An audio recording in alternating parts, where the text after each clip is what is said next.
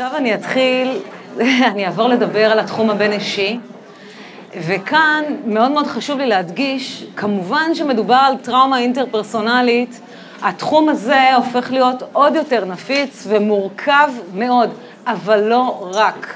אוקיי, יש לנו הרבה פעמים אנחנו עלולים לחשוב שאם מדובר על אירוע שהוא א-פרסונלי, כמו תאונת דרכים, אנחנו לא נראה פגיעה בתחום הבין-אישי, וזה בכלל לא נכון, ועוד רגע נבין למה, ולמה חשוב שנעבוד וניגע בהיבטים הבין-אישיים, במיוחד נעבוד עם העברה הנגדית שלנו, שתהווה באמת גילום בפעולה של האזורים האלה.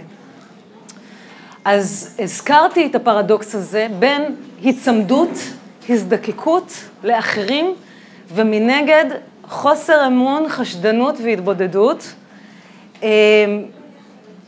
ואני מנסה להסביר את זה מכמה זוויות. אז קודם כל באמת הרצון העז מצד אחד לחלוק את האירוע הטראומטי, עד כדי רמת, יש שורדים שממש נכנסים למקום קומפולסיבי סביב זה. זאת הופכת להיות מטרת חייהם, לדבר ולספר ולחלוק את האירוע הטראומטי. מצד שני, כמו שאמרתי, היכולת לחלוק את האירוע, באמת לחלוק אותו ברמת החוויה, היכולת הזאת מוגבלת. החוויה הטראומטית הרבה פעמים מקפלת בתוכה את הבידוד. גם אם הייתי ליד אנשים אחרים, תחושת האיום וחוסר השליטה והאימה מייצרים את הבידוד הזה. אני עכשיו עסוקה בהישרדות שלי, הרבה פעמים מטופלים אומרים, עברתי למוד חייתי, וזה לא סתם, זה מאוד מאיים. במוד החייתי הזה צריך רק לשרוד. אם אנחנו נחשוב על כל מיני אירועים שקרו ב7 לאוקטובר, שאנשים היו לפעמים במצבים שבהם הם רואים את היקירים שלהם או אנשים אחרים, כן, פצועים, מדממים, והם בשביל לשרוד לא זזים, כן, עושים את עצמם מתים. ושם זאת הבדידות התאומית, ולשם אנחנו צריכים להיכנס. אז באמת מצד אחד דחף אדיר לדבר על האירוע, ומצד שני קריסה חוזרת ונשנית, ואני רוצה לצטט את קצטניק, ניצול השואה, שטבע את המונח פלנטה אחרת כשהוא דיבר על אושוויץ, והוא אומר את הדבר הבא, אני חושבת שזה כל כך מדויק. שימו לב לכל מיני היבטים כמו זמן, כן? אמונות, כללים. אז הוא אומר ככה, אין הזמן שם כפי שהוא כאן, על פני כדור הארץ. כל שבר רגע הולך שם על גלגל זמן אחר, ולתושבי פלנטה זו לא היו שמות, לא היו להם הורים, ולא היו להם ילדים. שימו לב, אין אחר. אנחנו נדבר על זה, אין אחר. הם לא חיו לפי החוקים של העולם כאן. נשמו לפי חוקי טבע אחרים. אוקיי, אז הוא קרא באמת לאושוויץ, פלנטה אחרת, והוא הניצול היה חייב לדבר ולנסות לתווך את החוויה הזאת של הפלנטה האחרת. כשהמעברים בין שפת הפלנטה האחרת לשפה שלנו, הם מעברים כל כך חדים, שהתרגום הוא תמיד מעוות. וכאן אנחנו צריכים להחזיק בזה, וזה בסדר. זאת אומרת, זה חלק מהחוויה. התרגום, הכשלים שלנו, בתרגום העדות, הם חלק אינהרנטי מהחוויה הטראומטית. לא אומרת, תעשו טעויות, כשלים אמפתיים וכולי, אבל זה שם. אם זה קורה לכם ואתם אומרים, בדרך כלל זה לא קורה לי, ואתם מזהים את הכשלים, את חוסר התיקוף, את הערעור, את הספק, את חוסר ההבנה, אפילו ברמה הקונקרטית, זה לא סתם. אי אפשר, הכישלון הוא ידוע מראש. הכישלון הוא חלק מהדיוק. הכישלון הוא חלק מהחוויה. הוא חלק מההחייאה, מהאנקטמנט של החוויה. אי אפשר שלא להיכשל, כי היה כשל. הייתה את הקריסה, אוקיי? ועכשיו אני אדבר, וזה נשען על הדוקטורט שלי בעיקר, אני אדבר על הכשל, אפרופו כשל, של הבטחת ההתקשרות. אז רגע. הנה עוד רגע. טוב. זה עובד עם... אוקיי. אז בואו נדבר על ההתקשרות. אתם מכירים את התיאוריה, כן? אז אנחנו יודעים שאנחנו בעצם הסלף מתפתח במסגרת יחסים עם אחר משמעותי, עם דמות ההתקשרות, ושימו לב, אני מזכירה לכם, הטיפול הזה, ההולדינג, הוא בראש ובראשונה המצב שבו דמות ההתקשרות מספקת את הצרכים הפיזיים של התינוק. זה מאוד מאוד חשוב, הגוף הוא מאוד מאוד חשוב כאן. וביחד עם ההולדינג, בהדרגה נוצרת אל החוויה הזאת של הטיפול המתמשך, של הקשיבות לצורכי התינוק, מתלווה בד בבד החוויה הרגשית של היותי אהוב, של היותי במסגרת קשר שבו האחר הוא מישהו שאני יכולה להישען עליו, והילד או הילדה, כן, אני מדברת עכשיו בולבי, הילד או הילדה הם מחפשים את הקרבה הפיזית כדי לשרוד. כי דמות ההתקשרות שלי היא עוגן עבורי, היא מבסטת אותי, ויותר מזה היא שומרת עליי בפני סכנות. והסכנות יכולות להיות פנימיות, אם זה כאב פיזי מאוד מאוד חריף, או תחושה לא נעימה, או חיצוניות. אוקיי? ובולבי דיבר על ההתקשרות מתוך הפריזמה האבולוציונית, שבעצם עוזרת לנו לשרוד, וכמובן, תודה רבה,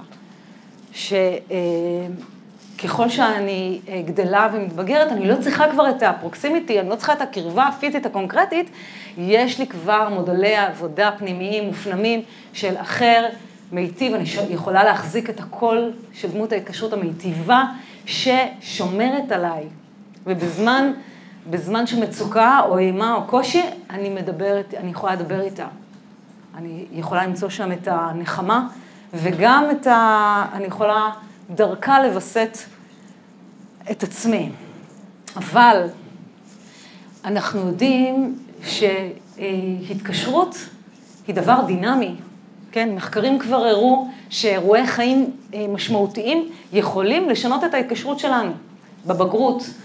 אם אנחנו מוצאים בן זוג ככה, מפתחים זוגיות חיובית וטובה, אז ההתקשרות שלנו יכולה להפוך להיות יותר ויותר בטוחה.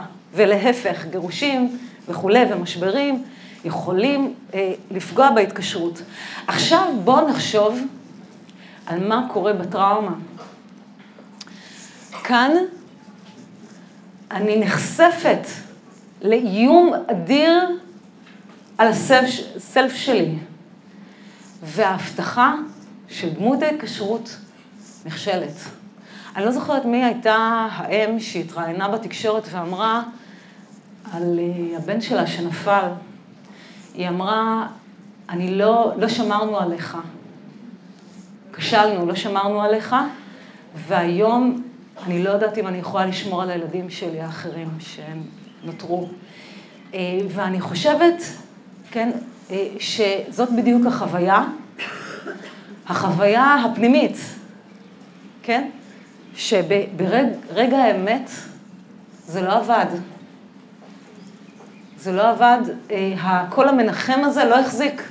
הרבה פעמים הוא לא מחזיק. כמובן, חשוב לי לציין, יש כאלה, במיוחד שלא מדובר על טראומה מורכבת, שכן מצליחים איכשהו, קודם כל ההתקשרות הבטוחה היא מאוד מאוד ככה חזקה. יש גם משאבים אחרים, בדרך כלל לא מדובר על אירוע מתמשך ומאוד מאוד מורכב, ובמצבים כאלה אנשים עם התקשרות בטוחה הם חסינים יותר. אבל מה שאני אומרת זה שבמצבים מאוד חריפים, גם אנשים שיש להם התקשרות בטוחה עלולים בעצם לחוות כשל ופגיעה בהתקשרות. וכאן המחקרים של פרופסור זהבה סולומון הדגימו את זה. היא השוותה בין בנוי השבי במלחמת יום הכיפורים לקבוצה של לוחמים שלחמה באותן זירות ולא נפלו בשבי, והיא ראתה שההתקשרות של פדויי השבי הייתה פחות בטוחה, ויתרה מזאת, היא הלכה והחריפה לאורך השנים עם ההזדקנות שלהם. זאת אומרת, למרות שהם חזרו הביתה, אנחנו יכולים גם לחשוב על המורכבות הזאת של לחזור הביתה כל כך שונה, ומה זה הבית כבר. למרות זאת, האפקטים, ההשפעות של השבי המשיכו ועברו, ואפילו עברו החרפה לאורך זמן.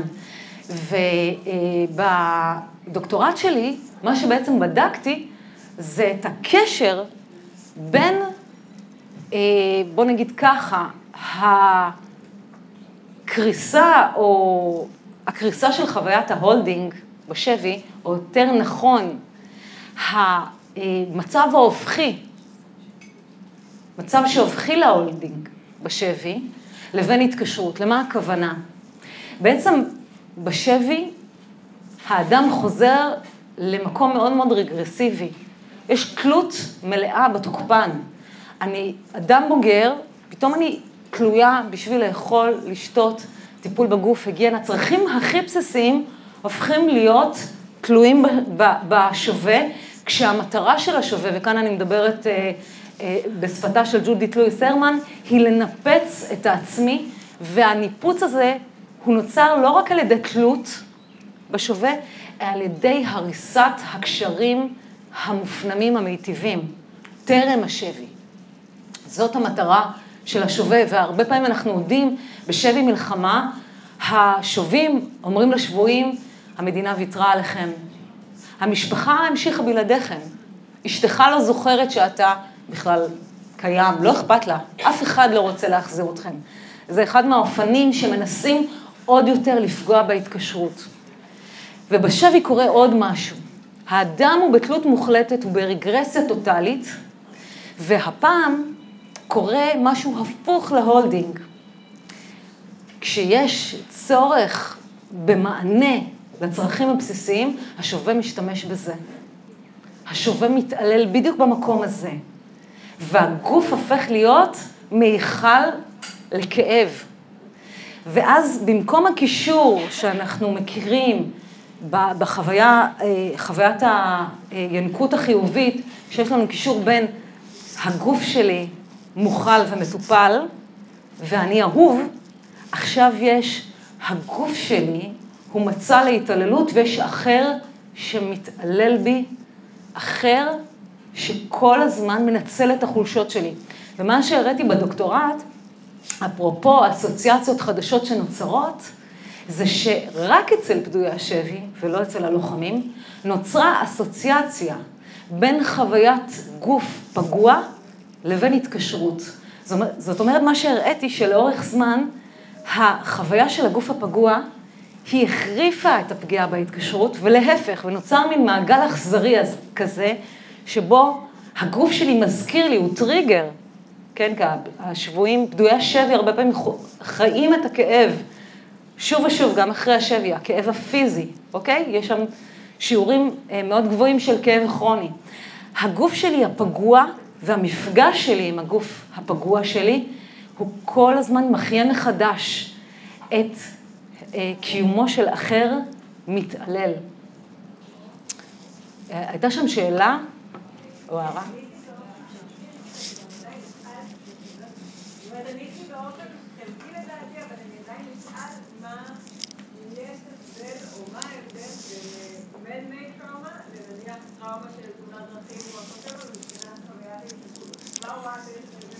כן. יש הבדל ברור, נגיד שיש אסון טבע, חלילה. אני גם כשאני חווה כזה דבר, כזה אירוע טראומטי קשה, זה עלול לערער את חוויית ההתקשרות. כן, כי שוב, אנחנו מחזיקים ברמה האינטרפסיכית בתפיסות שהופנמו, חוויות שהופנמו, יחסי אובייקט שהופנמו, שבעצם מאפשרים לנו לשרוד בעולם בלי כל הזמן לחוש חרדה משתקת. ויש אנשים שמתארים, גם בתאונת דרכים, גם במחלה פיזית, אגב, כשאומרים הגוף שלי בגד בי, גם הרבה פעמים אנשים אומרים, אף אחד לא יכול לעזור לי. זאת אומרת, שם יש גם כשל של ההתקשרות, כי מישהו בפנטזיה הלא מודעת היה אמור להציל אותי, כן? והוא לא הציל אותי, הוא לא מסוגל, אני נפגשת עם הכשל של דמות ההתקשרות. אבל כשמדובר על טראומה אינטרפרסונלית, זה לא רק כשל שלא הצילו אותי, שזה דרך אגב, זה מספיק, אוקיי? אבל זה לא רק כשל, אלא שהאחר השתמש בי, הוא משתמש בצרכים שלי, הוא משתמש בפגיעות שלי, עושה לה עיוות קוגניטיבי, חריף, עוד מעט נדבר על הזדהות עם התוקפן, הוא מעביר אותה עיוות, והוא מפנה את זה נגדי. אוקיי? זאת אומרת, כאן, הפגיעה היא הרבה יותר חריפה. ראינו את זה הרבה אצל הילדים באילת, נכון? גם את התלות הגדולה בהורה, שהציל אותם בממד, אבל גם את הכעס הרבה פעמים על זה שהוא לא יכול... הוא נכשל. כן, הוא גם הצליח וגם נכשל בו זמנית. במשפחות שנשארו שלמות, אז היה אפשר לעשות עם זה עבודה יותר טובה.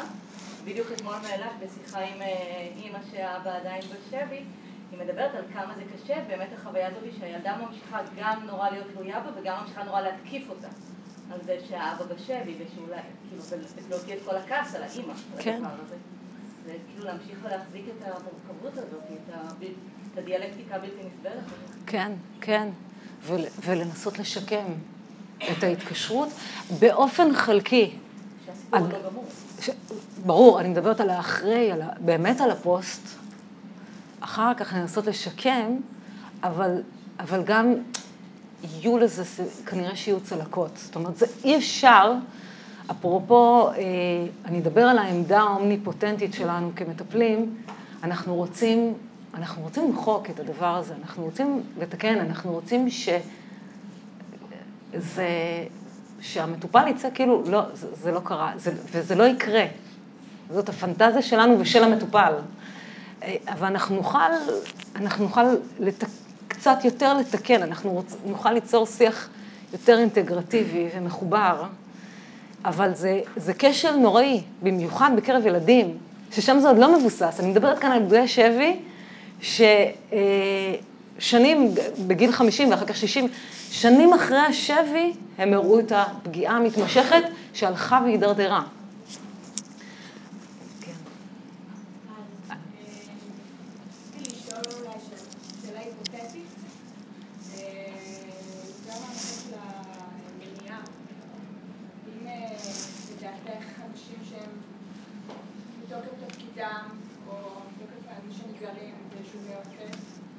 אפשר לדעת לעשות איזושהי עבודת הכנה מבחינת סכנה, מצוי בשבי, מבחינת עבודה על ההתקשרות הפנימית שלי. מעולה, שאלה מעולה.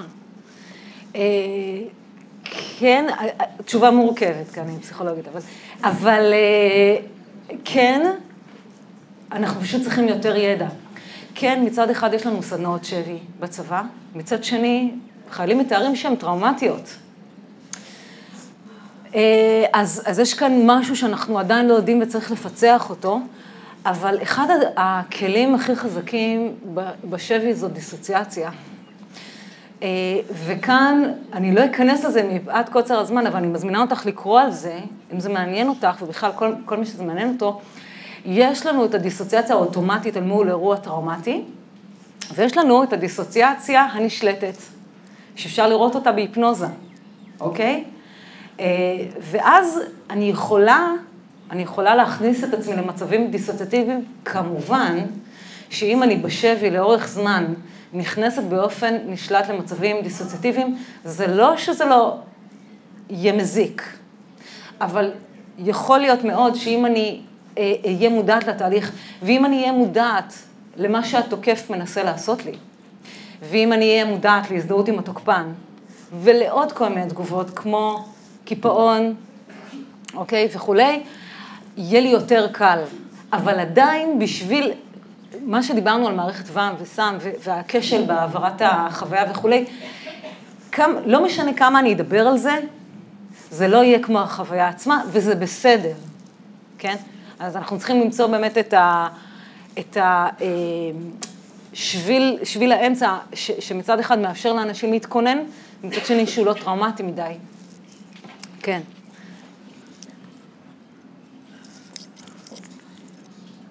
אוקיי. ובואו נדבר על עוד תופעה מאוד מאוד מאוד חשובה, שזאת תיאוריית הבגידה.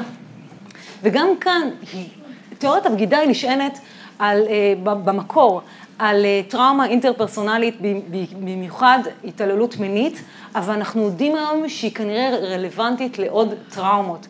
וכאן בעצם מי שפיתחה את התיאוריה הזאת, דוקטור ג'ניפר פרייד, שאותה לשמחתי הרבה יצא לי לפגוש, והיא אישה מרתקת ומדהימה. אם תרצו לקרוא עליה, יש לה סיפור חיים כנפגעת, שהוא מאוד מאוד מעניין, אפרופו בגידה.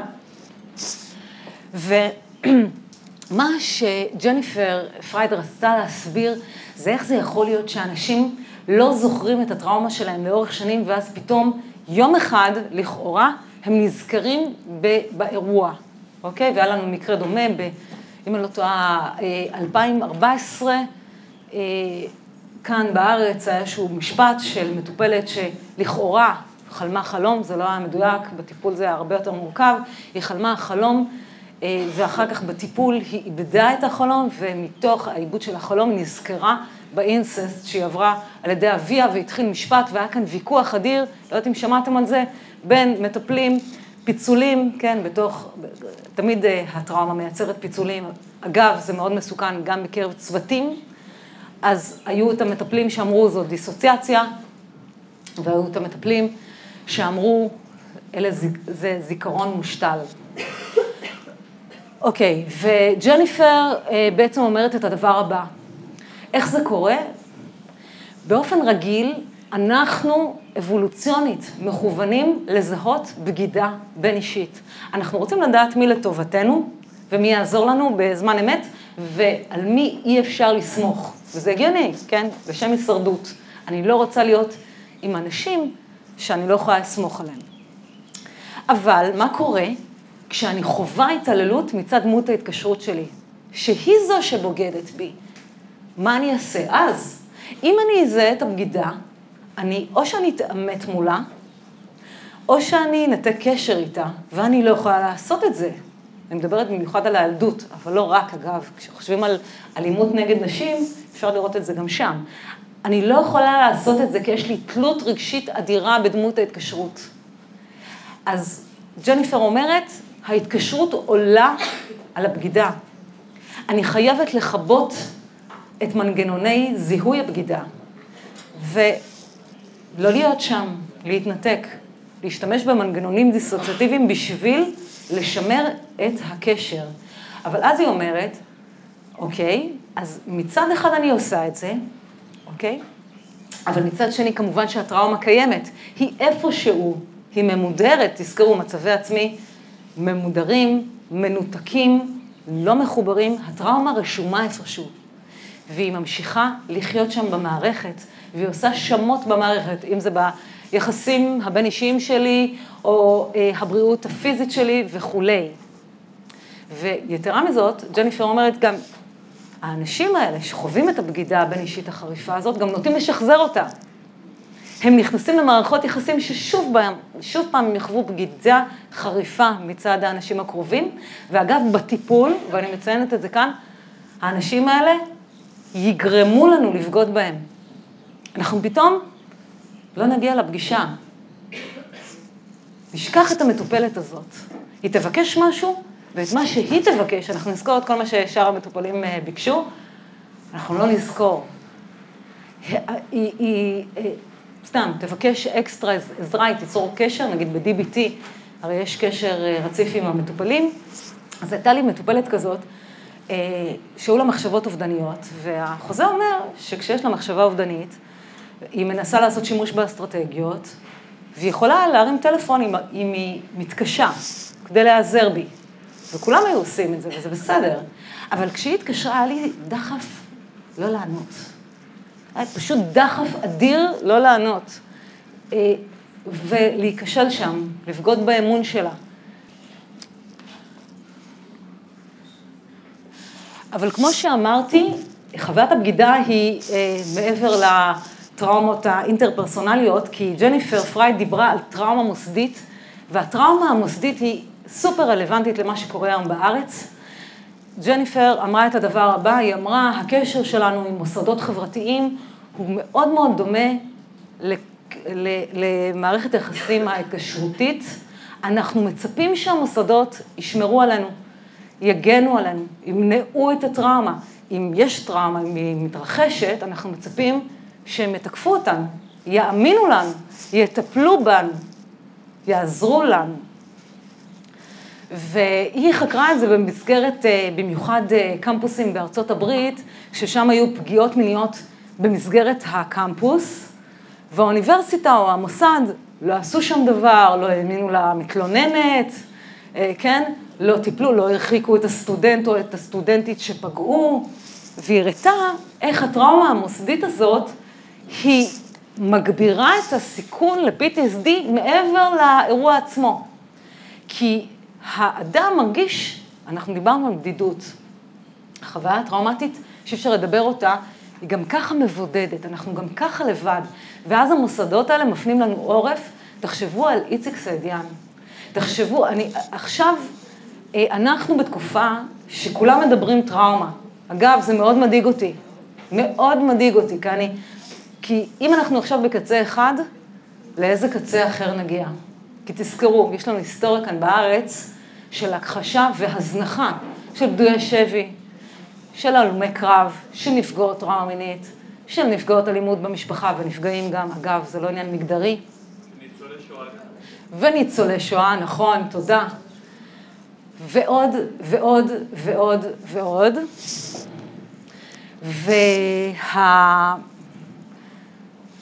הקריסה שהייתה ב7 באוקטובר וממשיכה עד היום, היא עבור רבים בגידה מוסדית. אני שמעתי כמה מתושבי מפוני ניר עוז שדיברו על הבגידה הזאת, והם זועמים, והזעם הזה שם, ואנחנו, כדאי מאוד שאנחנו לא נתייחס לזה כמו מין, זה עניין חברתי, זה לא שייך לטיפול. זה שייך לטיפול, זאת אחת, זה חלק מהחוויה הטראומטית, והיא מגבירה את הפגיעות, ואנחנו צריכים לדבר אותה, וגם הרבה פעמים מטופלים ומטופלות רואים בנו נציגי המוסד.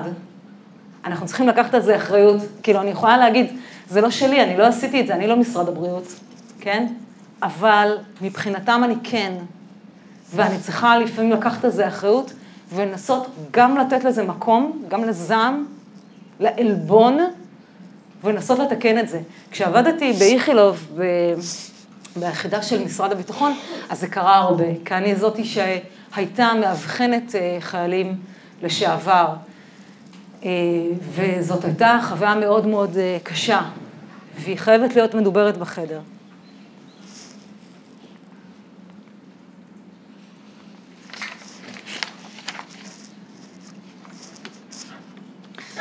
אבל בואו נדבר על עוד סוג של בגידה, הבגידה של הקורבן, הבגידה של השורד. וכאן אנחנו מדברים על, קודם כל על מה שנקרא פציעה מוסרית, אוקיי? moral injury, אם אתם מכירים, יש על זה הרבה מחקר, ויש את פרופסור גדי זרח, שחוקר הרבה את הפציעה המוסרית בארץ, ובעצם מדובר כאן על מצב שבו הקורבן מרגיש שהוא הפר את מערכת האמונות שלו, את מערכת הערכים שלו. לדוגמה, לוחמים בקרב שפתאום התנהגו באופן סדיסטי, אוקיי? לא רק שהם פגעו במישהו אחר, הם גם חשו הנאה. זה קיים, וצריך לדבר את זה, והרבה פעמים הבושה היא כל כך גדולה, האשמה היא כל כך גדולה, שזה נשאר מחוץ לחדר ולא מדובר. או חיילים, וזה לא רק כמובן במלחמה, שהם לא עשו את האקט, אבל הם לא מנעו מאחרים לבצע את האקטים האלה. אגב, גם בפגיעה מינית בתוך המשפחה, הרבה פעמים רואים את זה. אחת מהחוויות הקשות ביותר שאני נפגשתי בה במסגרת פגיעה מינית, זאת מטופלת שהיא נפגעה על ידי אבא שלה, והיא ידעה אחר כך, כשהיא הגיעה לגיל ההתבגרות, ככל שהיא התבגרה, הוא עבר, זאת אומרת, הוא התחיל לסגת ממנה, והיא ידעה שהוא עובר לאחותה הקטנה. היא ראתה את הסימנים מזה עתה, והיא לא עשתה דבר. וזאת, היא אמרה, ואנחנו נראה את זה עוד רגע, שנדבר על 1984, רק לא אני, כן? קח אותה. חוויה מזעזעת וקשה, ואנחנו יודעים גם שאנשים שחווים את הפציעה המוסרית, במובן מסוים הם מתנגדים לטיפול. למה שאני אעזור לעצמי להחלים? לא מגיע לי. אז יש שם התנהגות מאוד דרסניות של פגיעה עצמית ומחשבות אובדניות וכו', וזה גם חלק שיכול לחבל בטיפול ואנחנו חייבים לדבר איתו. וכמובן שיש את אשמת הניצול, שכאן גם אם האדם לא עשה דבר, זה עצם החוויה שאני שרדתי ואחרים לא, היא חוויה של בגידה מבחינת האדם. ואני לא מתווכחת עם זה, כן? אני נותנת לזה מקום ותיקוף, אבל אני מנסה להזמין עוד חלקים שמדברים אחרת לחדר. אז דיברנו על בדידות, דיברנו על העובדה שאי אפשר לתקשר את האירוע הטראומטי עם אחרים, אבל אנחנו צריכים לקחת בחשבון עוד משהו, שאנחנו מכירים, אפרופו ניצולי שואה, הסביבה לא רוצה לשמוע. ואגב, זה בסדר, זאת אומרת, זה גם טבעי, אפשר להבין. אמרנו שטראומה מדבקת, התכנים הם קשים, וזה מפחיד. זה מפחיד לבוא במגע עם התכנים האלה. מצד שני, לפעמים הסביבה רוצה לשמוע, אבל השורד רוצה להגן על האנשים האהובים. השבים והשבות, נגיד עכשיו מהשבי, שהם יודעים שהמשפחות שלהם עבדו כל כך קשה כדי להחזיר אותם, והן גם ככה נמצאות במצוקה אדירה. הם רוצים גם לחוס עליהם. ויש גם את המקום הזה, שהרבה פעמים שורדי טראומה מתארים, פרנצי קרא לזה, פרנצי התייחס לזה כשהוא דיבר על התעללות מינית בילדות, והוא אמר הצביעות. הצביעות של המטפל, הצביעות החברתית, הצביעות מתוך המקום שאנחנו לא מוכנים לגעת באזורים הנגועים הטראומטיים. ואני גם לוקחת את זה לעוד מקום, הצביעות החברתית. שורדי טראומה, הם הרבה פעמים מתארים חוויה שיש שני עולמות. יש את העולם הרגיל, שכולם בסדר, השגרה, מתנהגים יפה, כן? אנחנו מתורבתים. ויש מתחת את העולם האחר, המטונף, המלוכלך. במיוחד אני מדברת על טראומה אינטרפרסונלית, ונגיד עכשיו, במלחמה הזאת, השורדים נפגשים עם סדיזם אדיר. אז מתחת לעולם הזה יש עוד עולם, שבו אנחנו חיות, שבו אנחנו תוקפניים, שבו אין שניים בקשר, יש רק אחד. שבו חולשה שווה ניצול. וחלק מהם מגיעים למצב כזה שהם לא רוצים לקחת חלק במשחק החברתי. יש את הסרט המקסים, Leave No Trace, הוא מ-2018. יש שם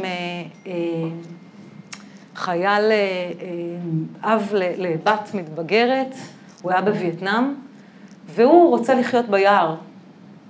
לא להיות מחובר לאף אחד, לא להיות במגע עם העולם החיצוני. הוא לא רוצה להשאיר לא רוצה להשאיר עקבות.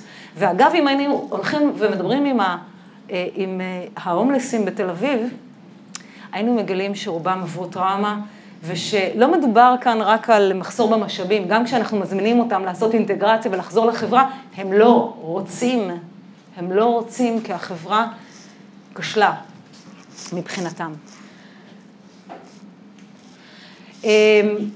אני גם בזה קצת, כשמדובר על טראומה אינטרפרסונלית, אבל בכלל הגבולות הם מאוד מאוד מטושטשים.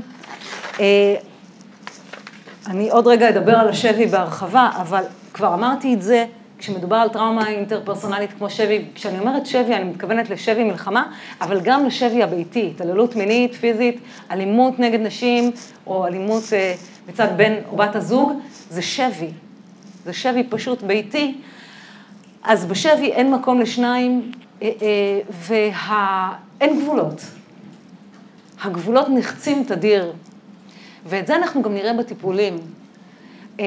דוגמה קלאסית, חציית גבולות, מטופלת שמגיעה לטיפול עם בגדים שלא משאירים מקום לדמיון, ובעצם זה מאוד מאוד חודרני. היא יושבת שם מולי, וזה שם. או כמובן, דוגמה נוספת, התפרצויות זעם. ואם אני אדבר על התפרצויות זעם, אז עכשיו אני אעבור לדבר על הזדהות עם התוקפן. אז יש את האמרה המפורסמת שאומרת, If you can't beat them, join them. ואפשר להגיד שזה גאוני, גם אפשר לראות את זה בקרב בעלי חיים. אם מישהו מתעלל בי, אני לא יכולה לברוח, אני לא יכולה להתנגד, אני לא יכולה למנוע את זה, אני תלויה בו לחלוטין, כדאי לי לאהוב אותו, לא רק להיכנע התנהגותית, אלא לחבור אליו מבפנים, קודם כל להכיר אותו מבפנים, להזדהות איתו מבפנים, וכמו שאתם רואים כאן את הציטוט מ-1984, כדאי שתאהב אותו, אוקיי? אז שנדור פרנצי דיבר על הזדהות עם התוקפן עוד ב-1939, אני לא מדברת על ההזדהות עם התוקפן של אנה פרויד, שזה היה טיפה יותר מאוחר, היא דיברה על חיקוי התנהגותי, כאן אני מדברת על מנגנון הרבה יותר מורכב ומתוחכם, ששנדור פרנצי תיאר שקורה לילדים שעוברים התעללות מינית בבית. הוא אמר, כדי לשרוד את הדבר הזה, הילד או הילדה, חייבים לרוקן את הסלף שלהם, חייבים לאבד מגע עם תחושת האג'נסי שלהם, ואת מקום האג'נסי שלהם, מחליף האג'נסי של התוקפן. ואז אנחנו רואים אותם מתנהגים כמו אוטומט שמרצה את התוקפן. אבל זה גם לא מספיק. אני מזכירה לכם, אנשים אנחנו לא יודעים הרבה על תוקפים, לצערנו הרב, כי הגישה אליהם, הפסיכולוגית, היא מאוד מאוד מורכבת. כן, הם הרבה פעמים משקרים, מספרים לנו מה שאנחנו רוצים לשמוע, אז לחקור אותם זה כמעט בלתי אפשרי. אבל מה שאנחנו יודעים על תוקפים, מעדויות של קורבנות, זה שלתוקפים יש רגישות בין אישית אדירה, הם מזהים בדיוק את התגובה שלנו. אם אנחנו לא נתכוון, ואנחנו בעצם רק נתנהג כאילו אנחנו מרצים אותם, לאורך זמן זה לא יחזיק. לאורך זמן זה עלול לשים אותנו בסיכון. כי אני מזכירה לכם שאחת מההנאות של הסדיסט, זה להרוס לנו כל קשר אחר, כל קשר שהפנמנו, קשר מיטיב אחר. אז הילד או הילדה הם בעצם מתרוקנים מהסלף שלהם, האג'נסי שלהם מתחלף בזה של התוקפן, ואז הם מתחילים, בעצם פרנצי אומר, ללמוד את המיינד של התוקפן. מה הוא מרגיש בדיוק? מה הוא חושב? מה הוא רוצה? איך אפשר לרצות אותו? מי הוא רוצה שאני אהיה עבורו? והרגישות הזאת, המוגברת, קראנו לה במחקר, הרגישות המוגברת הזאת מאפשרת לרצות את התוקפן באופן מושלם. ומתוך המקום הזה, אני יכולה לאמץ את נקודת מבטו של התוקפן בנוגע להתעללות. ואז אנחנו רואים את התופעות המוזרות האלה, כן, סטוקהולם סינדרום, זה המקבילה הפחות מורכבת, של אנשים שמגנים על התוקף. ואגב, בקרב נפגעות טראומה מינית, נשים שנמצאות בקשר עם התוקף. נשים וגברים שמצדיקים את התוקפן. אוקיי? כי אימוץ נקודת מבטו של התוקפן מאפשרת לי גם לא להרגיש את האימה. אני עכשיו רואה את מה שקורה מנקודת מבטו. זה הרבה יותר יעיל להישרדות שלי. ומה קורה בסוף? אני גם מפנימה את התוקפנות של התוקפן, וכאן פרנצי דיבר גם על הזדהות משלימה וגם על קורקורדנטית, ולכן בעצם אני גם מפנה תוקפנות כלפי עצמי, ואנחנו מכירים את הפגיעה העצמית ואת האובדנות ואת ההתנהגויות ההרסניות בקרב שורדי טראומה מורכבת, וגם כלפי אחרים, וזאת הדוגמה של המטופלת שלי. גם כלפי אחרים, זה הופך להיות חלק ממני.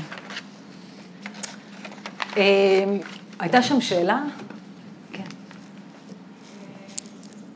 בתוך העבודה שלי יש כאן ילד שעבר התעללות בפעוט. יש לו גם עוד דבר. מעניין אותי לדעת מאיזה גיל אפשר לראות את ההתעללות הזאת. וואו, שאלה מדהימה. אין מחקר, עוד רגע אני אדבר על המחקר, אבל כמעט אין מחקר.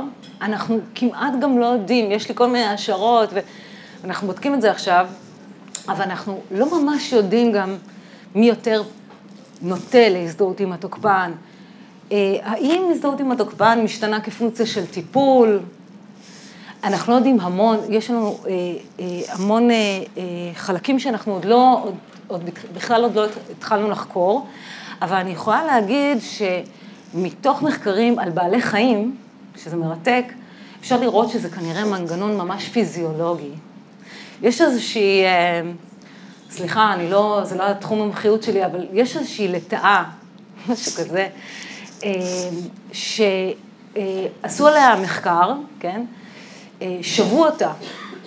סליחה, זה סוג של זיקית. עוד מעט תבינו למה. שבו אותה, והשווה הוא היה בצבע מסוים, בסדר? ומה שהראו זה הדבר הבא. אם השבי הוא זמני, נגיד, לא יודעת, כמה שבועות, כשמשחררים אותה, היא חוזרת לוורסטיליות שלה, הטבעית. אבל אם עובר יותר מדי זמן, היא מתקבעת על הצבע של התוקפן. היא לא חוזרת להיות כפי שהייתה. זאת אומרת, אנחנו יודעים כמה זה עוצמתי. עכשיו, כשמדובר על ילדים ודמויות התקשרות, אנחנו יודעים, כשהייתי סטודנטית לתואר ראשון בפסיכולוגיה, התנדבתי באיזושהי פנימיה של ילדים שהוצאו מביתם, וליוויתי איזשהו ילד כזה, אגב, אני לא מטפלת בילדים בדיוק מהסיבה הזאת, כי זה יותר, מבחינתי זה הגבול שלי. ילד שעבר התעללות באמת נוראית, מי שמוציאים אותו מהבית, והפנימיה מוסתרת, אף אחד לא יודע איפה היא נמצאת וכו'. וכל מה שהוא אמר לי כל הזמן, אני רוצה לאבא, זה היה פשוט נורא. וזה שם. אנחנו מכוונים למקום הזה. אז הזדהות עם התוקפן היא יכולה לעזור לנו לשרוד סיטואציות בלתי אפשריות. תחשבו על רחל, כן? זה היה בקטנה. זה היה ממש בקטנה. נשמע שהייתה לה איזושהי יכולת להיכנס שם למיינד של התוקפן, אבל זה היה מאוד מאוד נקודתי, אוקיי? לאורך זמן אנחנו מדברים על חבירה ממש אמיתית, ובמקביל על הרס אזורים אחרים של הסלף. אז זאת הגנה הישרדותית מאוד מאוד חשובה, אבל כמובן שכמו, בדומה להגנות אחרות כמו דיסוציאציה, אנחנו יודעים שהבעיה היא שהיא נשארת גם אחרי שהטראומה מסתיימת. אחרי שהשבי נגמר, אחרי שההתעללות הסתיימה, ההזדהות עם התוקפן ממשיכה. כמו שאמרתי, כמעט לא נעשו מחקרים בתחום, פרנצי כתב על זה, אחר כך כתבו על זה פסיכואנליטיקאים, כמו ג'יי פרנקל, כמו דנה אמיר, אבל זה לא נחקר, ואנחנו ב-2019 יצרנו שאלון דיווח עצמי למדידת הזדהות עם התוקפן. אם תקראו את השאלון הזה, אתם תחשבו גם, כמו עם שאלון הספק, שהגזמתי, אבל מתברר שכנראה שלא. כי מאז עשינו עוד המון מחקרים והראינו איך הזדהות עם התוקפן, קודם כל היא הופכת להיות כרונית, גם שנים אחרי ההתעללות בילדות. אנחנו עשינו את רוב המחקרים שלנו על שורדי התעללות בילדות, שורדים בוגרים שעברו התעללות בילדותם, וראינו איזה שיעורים גבוהים של הזדהות עם התוקפן ישנם, וגם הראינו שהזדהות עם התוקפן היא מסבירה כל מיני התנהגות מוזרות כאלה, עמדות אמביוולנטיות וחיוביות כלפי התוקפן. לדוגמה, הראינו שנשים שעברו התעללות מצד בן זוגן ומזדהות איתו, נוטות לחזור לקשר. נוטות לבטל תלונה. כן, אנחנו מכירים את זה. היא הגישה תלונה, היא חזרה בה, הכל בסדר, היא חזרה אליו. אנחנו גם יודעים שאנשים שמזדהים עם התוקפן גם נוטים לקורבנות חוזרת. הם נוטים להיכנס עם יותר פגיעים לכניסה למערכות יחסים, שבה הם חווים עוד התעללות ועוד התעללות. ולפעמים זה נראה לנו מאוד מוזר בקליניקה. איך את שוב פעם נכנס לקשר מתעלל? אז זה שם, ומה שאני כן רוצה עוד לציין, זה שלפי פרנסי, הזדהות עם התוקפן, היא נמצאת במצב עצמי אחד. יש עוד מצבים שיכולים להתנגד לתוקפן, לשנוא את התוקפן, לתכנן נקמה, אוקיי? יש גם את המצב ששומר על הקורבן, מין חלק הורי שמתבגר מהר מדי, מפתח כל מיני יכולות מדהימות, שבעצם המטרה שלו הוא להגן על הקורבן. אז החלקים האלה קיימים כולם, ואנחנו צריכים גם בטיפול לזהות מתי החלק שמזדהה עם התוקפן עולה, ולדבר איתו, הוא שם, אנחנו לא יכולים להכחיש את זה. הייתה שאלה? כן.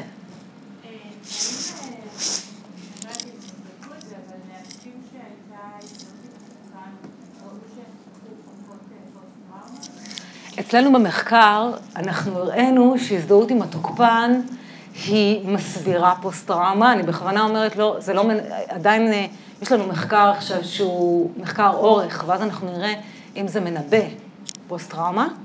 וגם יש לנו מחקר שהראה שאנשים ששורדי התעללות בילדות, שיש להם רמות גבוהות של הזדהות עם התוקפן, הם מפתחים, הם יותר נוטים, הסיכון שלהם לקומפלקס PTSD, שאנחנו יודעים, זו הפרעה קשה הזאת, הרבה יותר גבוה, כמעט פי 2, מאנשים שלא פיתחו הזדהות עם התוקפן. ואז אפשר גם לחשוב, אפרופו בורדרליין או קומפלקס, והטענה הנכונה, שהאנשים האלה סובלים מקשיי ויסות, כן, חריפים, בכל תחומי החיים. אז אפשר לחשוב על זה שיש לנו כאן, במי אנחנו מטפלים?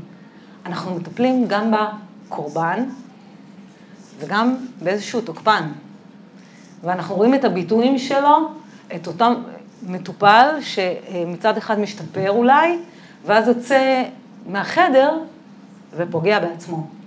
וזה חשוב גם להסתכל על זה מתוך נקודת המבט של התוקפן, מה הוא עושה לעצמו.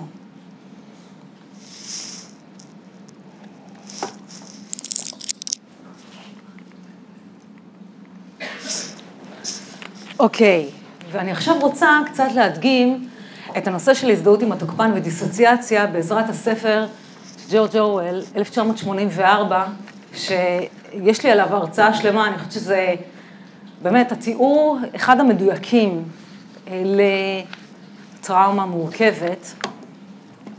אז אני קצת אזכיר לכם על מה מדובר. אז בספר הזה יש את ווינסטון סמית, שהוא חי במדינה טוטליטרית, שבה האזרחים נמצאים תחת עינו הפקוחה של האח הגדול, שליט המפלגה, ווינסטון מועסק במה שנקרא מיניסטריון האמת, כשהתפקיד הוא שכתוב של ההיסטוריה, העלמת עובדות ושתילת עובדות שקריות במסמכים, ספרי היסטוריה ואנציקלופדיות. בעצם ההיסטוריה משוכתבת לצורכי ההנהגה, והשפה המדוברת, שימו לב, הופכת באופן הדרגתי לשפה שנקראת שיא חדש, המגדירה את המשמעות של המילים באופן מעוות, ומעוצבת כך שתוגבל ליכולת החשיבה של האזרחים.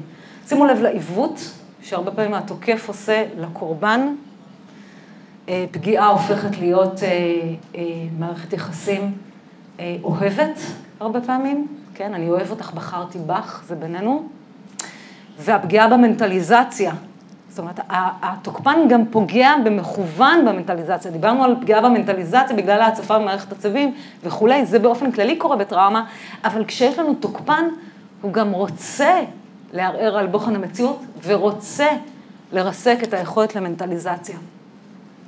בעולם הדיסטופי של 1984, לאדם אין חופש מחשבה, הוא מצווה לפעול כפי שהאח הגדול רוצה, כדי לרצות את המפלגה. ויתרה מזאת, חבר המפלגה שמקיים את עקרונותיה אמור להיות מיומן ביותר בדו-חושב, double think, דו-חושב. ככה זה נקרא, המילה אחת, דו-חושב.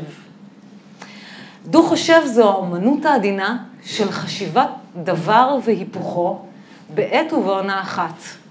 רק כך ניתן להבין את המציאות הבלתי נורמלית, את סיסמאות המפלגה, את העובדה כי המקום בו מופצים שקרים גסים נקרא מיניסטריון האהבה. והמקום שאליו נלקחים האסירים הפוליטיים נקרא מיניסטריון האהבה. במיניסטריון האמת, ווינסטון מוצא את אהבתו ג'וליה, וביחד הם מנסים לשמר את אהבתם, שכמובן אסורה, אל מול כוחה העצום של המפלגה. אבל בסוף שניהם נתפסים על ידי המפלגה, ואחרי עינויים פיזיים ומנטליים קשים, ווינסטון מתוודה על פשעיו, אבל הוא עדיין לא נשבר בשלב הראשון. גרעין האישיות שלו נותר כשהיה. אבל אז לוקחים את ווינסטון לחדר 101, ובחדר 101 כל אסיר מתעמת עם הדבר שמפחיד אותו ביותר. ואצל ווינסטון אלה הם האחברושים. וכשמקרבים את האחברושים אל ווינסטון הוא זועק, עשו זאת לג'וליה, לא לי. זוהי נקודת השבירה הפסיכולוגית שלו, אפרופו בגידה. שם הוא נשבר. ווינסטון וג'וליה, לאחר שבגדו זה בזה, מושארים במצב של קיום מושעה. הם לא מוצאים להורג, נותנים להם לחיות את חייהם לפי שעה, מתוך ידיעה כי מאסרם והוצאתם להורג צפויים בכל רגע. אבל דווקא במצב הזה, לאחר שהוא בגד באישה שהוא אוהב ובכל הרחב, ועבר עינויים פיזיים ומנטליים בלתי נסבלים, אומרים לנו ככה מסתיים הספר המופלא הזה, לומד ווינסטון סוף סוף לאהוב את האח הגדול.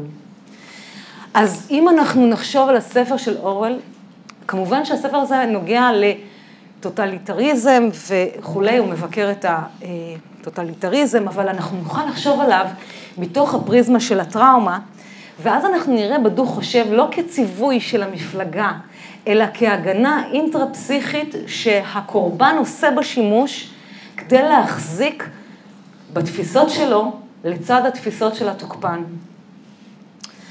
כדי לא לאבד שפיות במציאות הזאת, הוא צריך להשתמש בפיצול האנכי הזה ולהחזיק באופן דיסאינטגרטיבי את התפיסות האלה. וזה בדיוק מתאר את מה שקורה לשבוי, שחייב להחזיק בתפיסת המציאות המעוותת של השווה כדי לשרוד. וכך אורוול מתאר את הדו-חושב, ויש כאן חלקים שנוגעים ממש לטיפול. אין לי את הציטוט בדף, אז אני רגע. לדעת ולא לדעת. להיות מודע לכך שאתה דובר אמת לאמיתה, בעוד אתה מספר שקרים מתוכננים בקפידה. להחזיק בו בעת בשתי דעות שמבטלות זו את זו. לדעת שיש ביניהם סתירה, ולהאמין בשתיהן גם יחד. להשתמש בהיגיון נגד ההיגיון. לדחות את צו המוסר בעודך מדבר בשמו. להאמין שלא תיתכן דמוקרטיה בעולם ושהמפלגה היא שומרת הדמוקרטיה. לשכוח את כל מה שנדרש לשכוח. להחזיר את הדברים לזיכרון ברגע שיש צורך בכך. ואז מיד לשכוח שוב. ומעל הכל, להכיל את אותו תהליך על התהליך עצמו. וזה העידון המוחלט. להשרות חוסר מודעות במודע. ואז שוב לעשות חסר מודעות למעשה ההיפנוזה שזה אתה עשית. אפילו כדי להבין את המילה דו-חושב, יש צורך להשתמש בדו-חושב, וכאן זה אנחנו מטפלים. כי כדי להבין את הדיסוציאציה, אנחנו חייבים לעבור דרך החוויה הדיסוציאטיבית.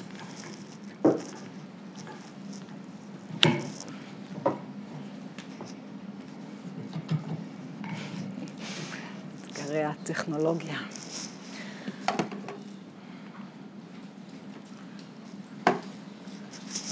יש לי עוד. ועכשיו אני רוצה להקריא את הסיום שמתאר את הקריסה של העצמי של ווינסטון, כי אמרתי שפרנצי אומר שיש מצבי עצמי שונים, ושיכול להיות שלצד מצב העצמי שיזדהה עם התוקפן, יהיה חלק שמתנגד לתוקפן, באופן ככה מאוד מאוד חריף, אבל ווינסטון בספר מאבד את החלק הזה. הסלף שלו מתפרק לחלוטין, וכך הוא כותב. 40 שנה ערך הדבר, עד שלמד לדעת מה טיבו של החיוך המוסתר מתחת לשפם השחור. אגב, זה האח הגדול, כן? זה התוקף. אי הבנה אכזרית, בלתי נחוצה. בן סורר ומורה שגזר על עצמו גלות מן הלב האוהב. שימו לב, הלב האוהב, התוקפן הופך להיות הלב האוהב. שתי דמעות מעולות בג'ין גולשות משני עבר חתמו. אבל הכל קשורה. הכל קשורה. אין עוד מאבק. סוף סוף ניצח את עצמו. אוהבו את האח הגדול. אז כאן אנחנו רואים באמת קריסה טוטלית של ההתנגדות והפנמת התוקפן. ולמה אנחנו חייבים לקחת את זה בחשבון בטיפול? כי כמובן שאנחנו גם נראה חבלה בתהליך ההחלמה. חלק שמזדהה עם התוקפן הוא חלק שלא רוצה להחלים. הוא רוצה להמשיך לפגוע במטופל שלנו. אוקיי? גם יש לו חלקים של פגיעה באחרים, תוקפנות כלפי אחרים, אבל גם במטופל שלנו, וחשוב שאני אקח אותו בחשבון. אנחנו נראה עמדות אמביוולנטיות כלפי התוקפן. עכשיו, תשימו לב, אם אנחנו לא נעלה את זה בטיפול איכשהו, אם אנחנו לא נשים לב לניואנסים, זה מקור הבושה הגדול ביותר, אני חושבת, בקרב שורדי טראומה מורכבת. להגיד שבעצם את מבינה את מי שהתעלל בך, או להגיד שאת מחבבת את השווה שלך. זה בלתי נסבל, והביקורת החברתית היא כמובן אדירה. אז אנחנו חייבים לשים לב לזה, כדי לתת לזה מקום בטיפול, כי זה שם. זה שם, ואנחנו רוצים בטיפול להחליש את ההזדהות עם התוקפן, ולאפשר בעצם לקורבן להתרחק מהתוקפן. וזה תהליך מאוד מורכב. היום אנחנו עדיין לא יודעים, לא עשינו מחקר על זה. אנחנו מתכננים מחקר על זה, אנחנו עדיין לא יודעים מה עוזר להפחית הזדהות עם התוקפן.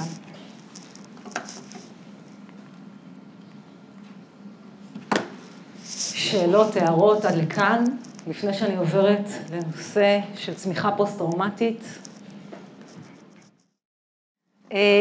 כן. ההזדהות עם התוקפן, לצד כל ההתמודדויות עם הדברים, כמו עם אזורים אחרים של אקט, יש עוד, מבחינת המחקר, דברים שהם נמצאים כאפקטיביים לטיפול בזה, או ממוקד בזה, כי כאילו, אני תיאר בזה על הרצף ששאר הדברים. עוד פעם, האם יש טיפול ספציפית? כאילו, התמקמות אפילו, אני חושבת... שעה יותר ספציפית לזה, כי ברור של אקט בכל העיבוד. אני חושבת שזה פשוט באיזשהו שלב, מה שנשאלתי כאן, אם יש איזושהי התמקדמות יותר ספציפית מול הזדהות עם התוקפן. ואני חושבת שכן, אני חושבת שאלה ממש טובה, אני חושבת שההתמקמות היא להתחיל לדבר את זה. זאת אומרת, לדבר על החלק, והרבה פעמים מה שאני עושה, אני קודם כל גם מנרמלת, אוקיי? אז כמובן שזה לא קורה בתחילת הטיפול, גם לא אחרי חצי שנה, זה לוקח זמן להגיע למקומות האלה, אבל אני יכולה להגיד למטופלת משהו כמו שהרבה פעמים כשחווים טראומה מתמשכת וקשה מצד אדם אחר, מפתחים כל מיני רגשות כלפיו. לא רק שנאה ובוז וכעס וכו'. ואני שואלת אותה איזה רגשות עולים. ומתחיל כאן שיח, אני מזמינה אותה לאיזשהו שיח. אני יכולה גם לפעמים להגיד לה, לדוגמה, הרבה פעמים אני עובדת עם מטופלים שלי על תיקוף עצמי. ויש לי מטופלת להגיד שהיא שיפוטית כלפי עצמה זה understatement, מאוד אכזרית כלפי עצמה. אז שמתי לב לזה ואמרתי שזה נראה שיש בה חלק שמאוד חשוב לו להשפיל אותה. אני מדברת, כשאני פונה לחלקים האלה, אני מדברת עליהם קצת בשפה דיסוציאטיבית, מה הוא עושה לך עכשיו, החלק הזה? ואז יכולים לעלות תכנים כאלה. אוקיי? אפשר לשאלה. כן, בטח. אני שואלת את עצמי מה המקום הטיפולי, או האנטי-טיפולי של אמפתיה כלפי התוקפן. שאלה מעולה. אני חושבת, נגיד, יש לנו עכשיו הרבה דור שני, ומישהי שהגדירה את עצמה, אני ניצולה של ניצולת שואה. ואיפה הייתי בדילמה כמה... מה עושה אמפתיה?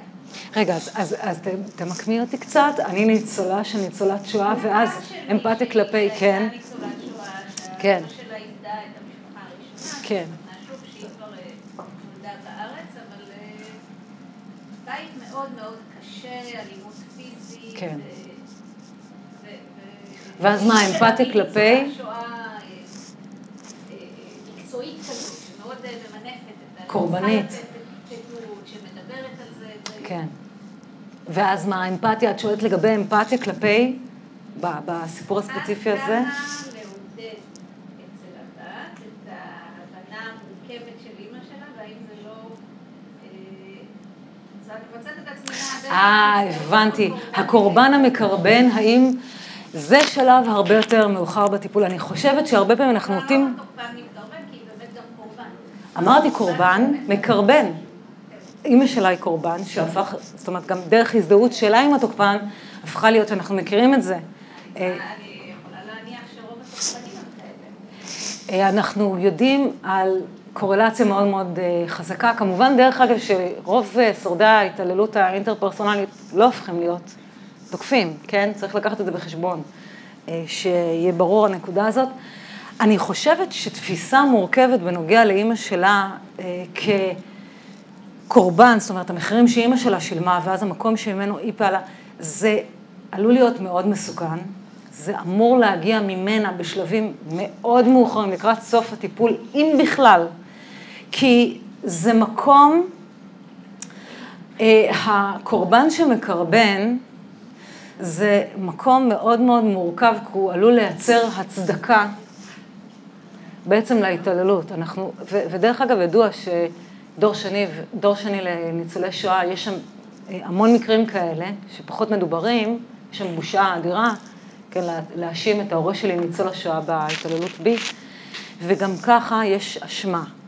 אז המקום הזה של תפיסת ההורה באופן מורכב, אם כבר הוא צריך להגיע הרבה יותר מאוחר.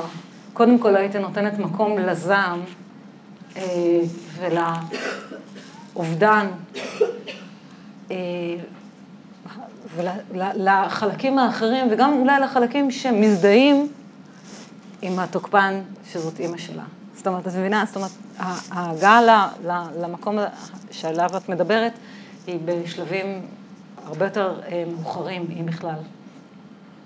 בכלל, אני רוצה להגיד משהו על סליחה, ועל כל הנושא הזה של forgiveness, כשמדובר על טראומה אינטרפרסונלית, כשיש כל מיני יוזמות להפגיש את הקורבן עם התוקפן וכולי, זה מאוד מאוד מאוד מורכב ועלול להיות מסוכן. צריך לקחת בחשבון, באמת לבדוק מאיזה מקום עושים את המפגש הזה. האם מדובר על סליחה, או שמדובר על כניעה, על הכחשה, על דיסוציאציה. כן, אני כבר שמעתי מטופלים סלחתי, כן,